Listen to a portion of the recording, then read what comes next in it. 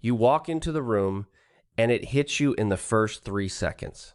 Everyone already seems to know each other. The little clusters, the easy laughter, the people who clearly belong there. And you standing near the door, holding a drink you don't even want, wondering if it's too early to leave. Most people call that shyness. They think the problem is confidence. But psychology tells a very different story, and it changes everything about what you're supposed to do next. Because walking into a room full of strangers isn't a personality test, it's a skill. And like every skill, it has rules that almost nobody teaches you. By the end of this video, you'll know exactly how to walk into any room where you know no one and leave having actually connected, not performed, connected.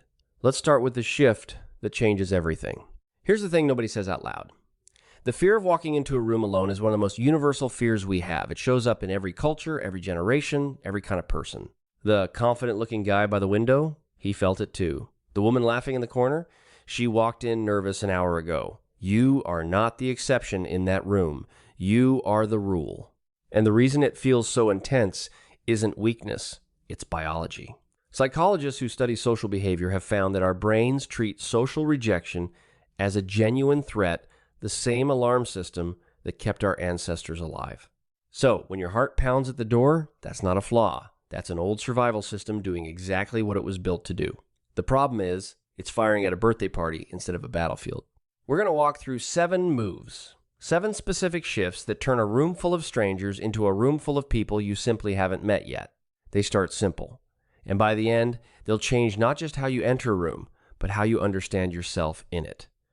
Let's begin with the one that surprises almost everyone. Here's the first shift.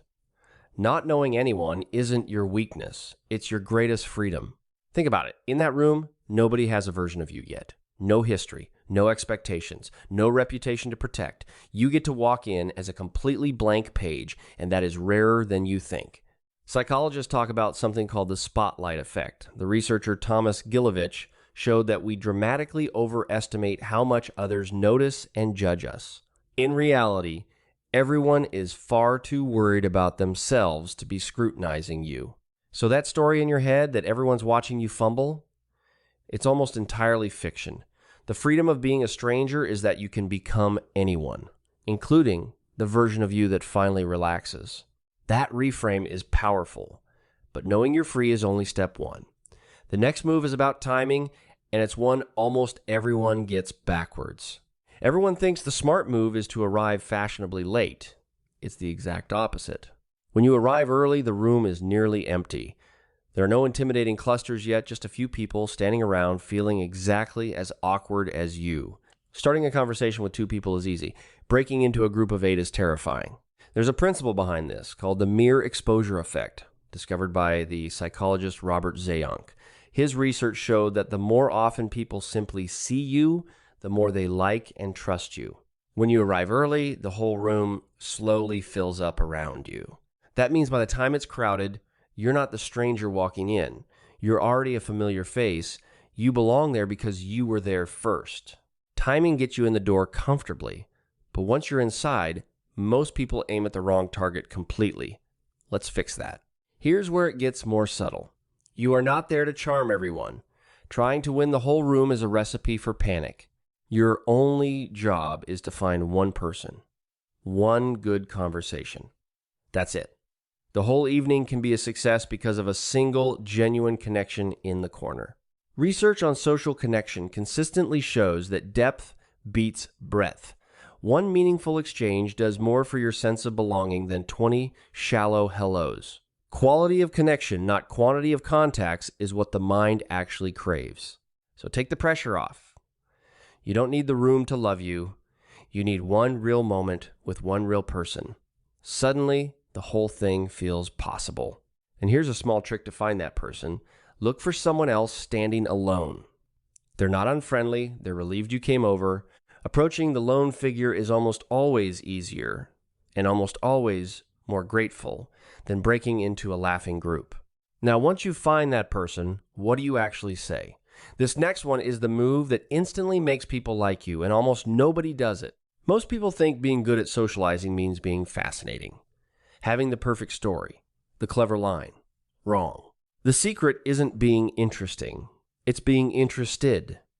The most magnetic people in any room are the ones asking the questions, not the ones performing the answers.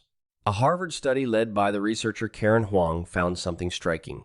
People who asked more questions, especially follow-up questions, were rated as significantly more likable. Why? Because genuine curiosity makes the other person feel seen.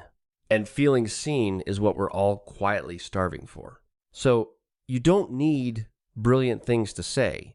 You need honest curiosity. Ask, listen, follow up. Let them be the interesting one, and you become the person they never forget. And you don't need clever openers either. What brought you here tonight works every time. The magic was never in the question. It was in the fact that you actually cared about the answer. Quick pause. If you're the kind of person who thinks this deeply about connection, who wants to understand people, not just impress them, then you're already ahead of most of the room. It would genuinely mean a lot if you hit subscribe. We put out videos like this every week, real psychology, explained in a way that actually helps you in real life. Okay? Back to it, because the next three are the ones that matter most. Here's the part almost nobody talks about. Every new social situation has a dip, a low point where it feels awkward, forced, and you're sure you should leave. That dip is exactly where most people quit. They feel the discomfort, decide they're bad at this, and slip out the door. And they leave 5 minutes before it would have gotten good. Psychologists who study social anxiety, like Ellen Hendrickson, describe how discomfort naturally fades the longer you stay in a situation. Your nervous system habituates. The panic is loudest at the start, and it always softens if you give it time. So when you hit that dip, and don't trust the urge to flee, stay 10 more minutes. That's usually all it takes for the whole night to turn. That's the hidden cost of leaving early. But to really understand why any of this feels so hard, we have to go underneath it to where the fear actually comes from. Underneath every awkward entrance is something ancient. The fear of walking in alone isn't really about the party. It's about belonging. The neuroscientist Naomi Eisenberger ran a landmark study and found something profound. Social rejection lights up the same regions of the brain as physical pain to your nervous system. Being left out doesn't just feel bad, it literally hurts. For thousands of years, being cast out of the group meant death. So your brain treats belonging as survival. That racing heart at the door, it's not being dramatic. It's protecting you from an ancient danger that no longer exists. Once you understand that, everything softens. Your nervousness isn't proof you're broken. It's proof you're human wired, like everyone, to want connection. And that wiring is exactly what makes the last move so powerful. Here's the final shift, and it's the most freeing of all. If you're the quiet one, the observer, the person who feels too much in crowded rooms, you are not at a disadvantage. You have the real advantage. While the loudest people are busy being seen, you're doing something rarer, you're noticing, you catch the person standing alone, you hear what's underneath the small talk. You're built for depth, not display. The psychologist Susan Cain spent years showing that quiet people bring a distinct strength to human connection, the ability to listen deeply, to go beneath the surface, to make one person feel truly understood. In a world of noise, that is a superpower. So you were never bad at socializing, you were just playing by the loud person's rules. Play by yours, arrive early, find one person, get curious, stay through the dip, and rooms full of strangers stop being something to survive.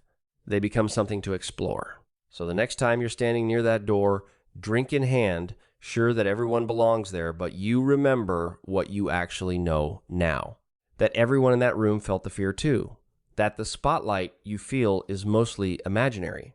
That you don't need to win the room, just find one person, ask one real question, and stay a little longer than feels comfortable. You're not walking into a test. You're walking into a room full of people who are just as human, just as nervous, and just as hungry to be seen as you are. You were never the odd one out. You were just the one brave enough to walk in. And that's where every real connection begins. If this landed for you, I made another video on why some of the most socially anxious people are actually the deepest connectors. I think it'll hit just as hard. It's right here when you're ready.